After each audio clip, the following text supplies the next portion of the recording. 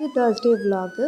காலையில் எழுந்தோடனே ஃபஸ்ட்டு சாமி கும்பிட்டாச்சு. எனக்கு வந்து மோஸ்ட்டாக தேர்ஸ்டே வந்து பார்த்திங்கன்னா நிறைய ஒரு பாசிட்டிவ் வைப்னே சொல்லலாம்.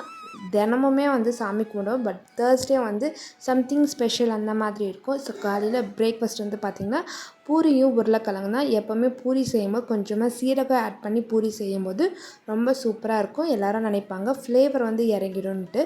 கொஞ்சம் கூட அந்த மாதிரி ஃப்ளேவர் இருக்கவே இருக்காது. பூரி எப்போ நார்மலாக சாப்பிட்ற மாதிரி தான் இருக்கும். கொஞ்சம் சீரகம் ஆட் பண்ணி சாப்பிடும்போது நல்லா டைஜஸ்டிவாக இருக்கும்.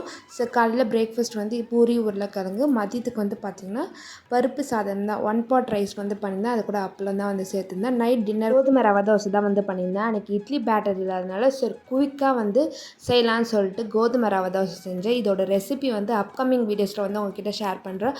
ரொம்ப சிம்பிளாக ரொம்ப குயிக்காக வந்து செஞ்சிடலாம். ரொம்ப ஹெல்த்தியாகவும் கூட. இதுக்கு சட்னி எதுவுமே செய்யலை, அப்படியே சாப்பிட்டாச்சு. So see in the next video. Tata, bye bye.